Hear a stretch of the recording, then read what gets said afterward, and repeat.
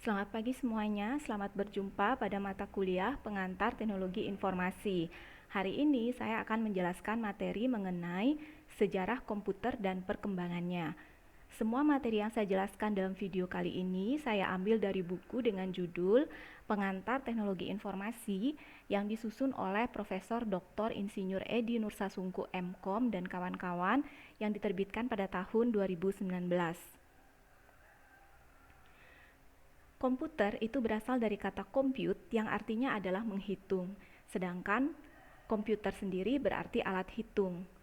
Pada zaman prasejarah, alat hitung dilakukan dengan menggunakan peralatan apa saja yang ada saat itu, seperti kerikil, sapu lidi, simpul-simpul pada tali, bahkan ada juga yang menggunakan jari tangan atau anggota tubuh lainnya. Sedangkan pada zaman modern, alat hitung sudah mulai menggunakan abakus atau sempoa atau swipoa, Pascaline, kemudian ada juga difference engine dan analytical engine, serta kalkulator. Ini adalah gambar sempoa, difference engine, analytical engine, serta Pascaline yang saya ambil dari internet seperti sumber yang tertera di layar. Komputer kita bahas mulai dari generasi pertama. Untuk generasi pertama ini dimulai dari tahun 1946 sampai dengan tahun 1959. Adapun ciri khasnya dari komputer generasi pertama adalah adanya penggunaan tabung hampa untuk komponen dasar pembuatan memori dan rangkaian pada CPU-nya. Sebagai contoh, IBM 650 dan IBM 701. Komputer pada generasi ini menggunakan kode mesin sebagai bahasa pemrograman, kemudian sistem operasinya menggunakan pengolahan batch, alat input-outputnya menggunakan punch card, tape paper, dan magnetic tape. Fitur-fiturnya antara lain, pertama menggunakan tabung hampa sehingga ukurannya menjadi besar dan harganya mahal. Yang kedua hanya mendukung bahasa mesin sehingga menyulitkan dalam membuat program. Dan yang ketiga, panas yang dihasilkan oleh komputer ini sangat tinggi sehingga membutuhkan jumlah pendingin yang banyak. Kemudian yang keempat, perangkat input-outputnya lambat. Yang kelima, komputer ini tidak portable. Dan yang terakhir, komputer ini mengkonsumsi banyak tenaga listrik. Ini adalah contoh komputer generasi pertama, ya. Gambar ini saya ambil dari sumber yang tertera di layar. Ini adalah gambar untuk IBM 650. Kemudian kita lanjutkan ke komputer generasi kedua. Pada komputer generasi kedua ini dimulai dari tahun 1959 sampai dengan tahun 1965. Ciri khasnya adalah sudah menggunakan transistor sebagai pengganti tabung hampa, kemudian sudah menggunakan bahasa pemrograman tingkat tinggi seperti COBOL dan Fortran, kemudian sudah menggunakan sistem multiprogramming dan batch processing. Sebagai contoh itu adalah CDC 1604, CDC 3600, ada NCR series 304, kemudian ada Mark 4, dan ada Univac 1108. Fitur dari komputer generasi kedua ini adalah, pertama teknologinya sudah menggunakan transistor sehingga ukuran komputernya menjadi lebih kecil dan lebih reliable. Dan yang kedua, komputer ini menghasilkan panas yang lebih sedikit serta mengkonsumsi daya yang lebih sedikit. Yang ketiga, ukuran komputer ini lebih kompak, lebih cepat, dan lebih andal dibandingkan dari komputer generasi pertama. Yang keempat, harga dari komputer ini lebih murah daripada generasi pertama. Dan yang kelima, komputer ini sudah menggunakan bahasa assembly dan bahasa pemrograman tingkat tinggi. Ini adalah contoh komputer CDC 1604 dan ini adalah contoh komputer NCR series 304. Semua gambar ini saya ambil dari sumber yang tertera di layar. Kita lanjut ke komputer generasi ketiga. Komputer generasi ini dimulai dari tahun 1965 sampai dengan tahun 1971. Ciri-cirinya adalah berbasis IC chip ya sebagai pengganti transistor. Kemudian komputer ini sudah menggunakan pengolahan jarak jauh, time sharing, multiprogramming, dan sistem operasi. Sebagai contoh itu adalah PDP atau Personal Data Processor, seri Honeywell 6000, kemudian IBM 370-168, IBM 360, dan TDC 361.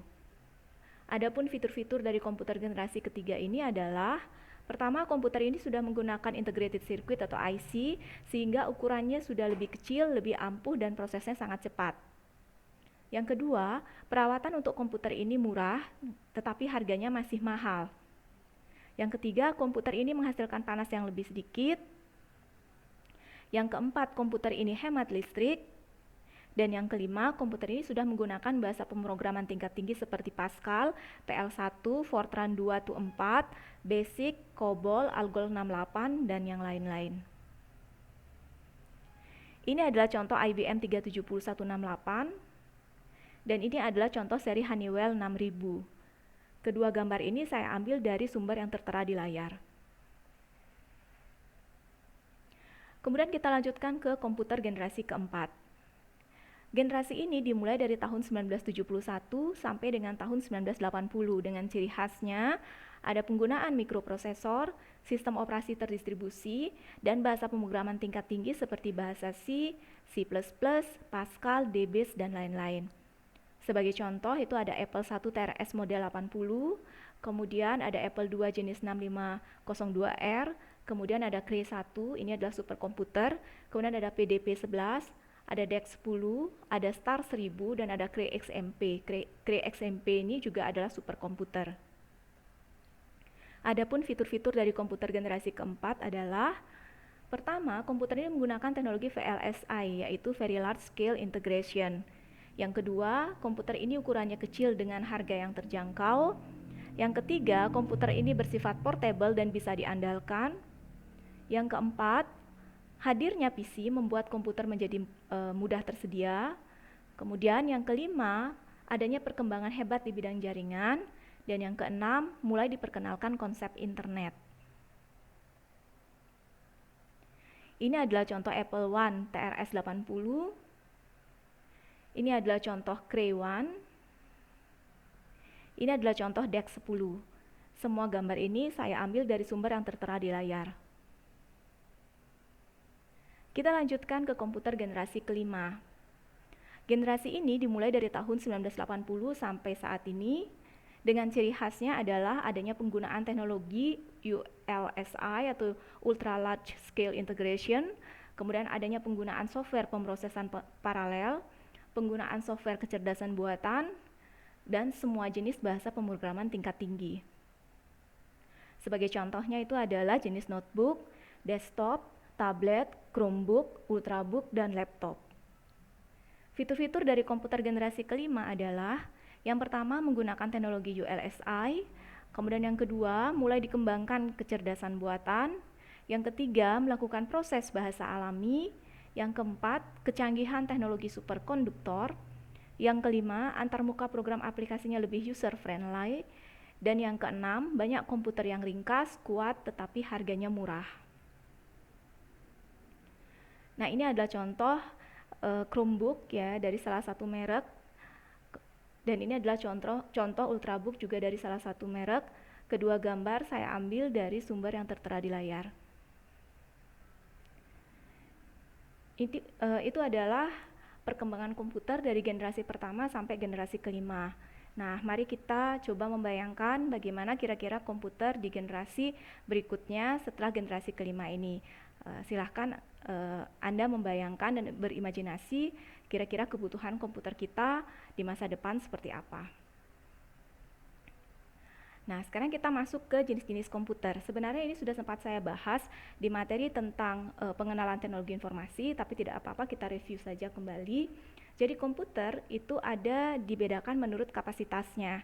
Jadi ada komputer mikro atau personal komputer, itu komputer yang digunakan untuk kebutuhan perorangan dan bersifat standalone.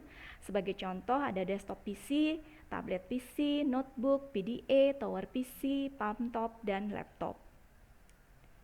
Yang kedua adalah komputer mini, ini biasanya digunakan sebagai server, bisa berfungsi sebagai multi-user, sekaligus juga penyimpan data dan informasi. Sebagai contoh IBM AS400. Yang ketiga itu adalah komputer mainframe. Biasanya digunakan untuk mengolah data yang kapasitasnya sangat besar, dipakai untuk bekerja secara bersama-sama oleh ratusan pemakai. Dan yang keempat itu adalah komputer super. memiliki kecepatan pengolahan data yang super cepat dan dipakai oleh perusahaan-perusahaan besar. Sebagai contohnya Cray2. Kemudian, komputer juga bisa dibedakan menurut golongannya. Ada general purpose komputer yang dibuat untuk menyelesaikan berbagai macam pekerjaan yang dilakukan oleh manusia. Sebagai contoh, desktop PC, laptop, notebook, dan lainnya. Yang kedua, ada special purpose komputer yang dibuat untuk menyelesaikan pekerjaan khusus. Di sini dibedakan jadi dua, ada yang disebut sebagai dedicated processor ya, yang dirancang untuk menyelesaikan proses khusus, seperti misalnya mesin-mesin kesehatan di rumah sakit dan robot-robot di pabrik. Dan yang kedua itu adalah embedded komputer. Jadi ditempelkan pada peralatan dan bertindak sebagai alat kontrol untuk pengendalian otomatis. Sebagai contoh, DVD player dan recorder, video recorder, kamera digital, televisi digital, mobile and digital phone, mesin penjawab, termostat, monitoring sistem keamanan, airbag controller, printer, dan lain-lain. Dan yang terakhir itu adalah komputer menurut data yang diolah. Ada dikenal sebagai komputer digital yang dipakai untuk mengolah data kuantitatif seperti data simbol huruf ya, huruf A besar sampai Z besar ataupun A kecil sampai Z kecil. Kemudian simbol numerik ya, angka 0 sampai 9 atau karakter-karakter khusus lain seperti tanda tanya, pembagian, tanda tambah dan sebagainya. Yang kedua adalah komputer analog yang dipakai untuk mengolah data kualitatif seperti suhu ruangan, tekanan udara, kelembaban udara, atau volume SAT. Nah, komputer analog ini banyak digunakan di pabrik sebagai alat kontrol atau alat untuk menghasilkan produk tertentu. Dan yang ketiga itu adalah komputer hibrida, dipakai untuk mengolah data kuantitatif maupun data kualitatif. Komputer ini banyak dipakai di rumah sakit untuk menganalisis kesehatan pasien, memberikan laporan hasil analisis dalam bentuk grafik, gambar, atau tulisan. Seperti contohnya komputer yang digunakan untuk melakukan USG bagi ibu hamil. Nah, sekian yang dapat saya sampaikan tentang sejarah perkembangan komputer secara singkat. Saya minta maaf jika dalam penyampaian ini ada banyak noise suara di luar suara saya.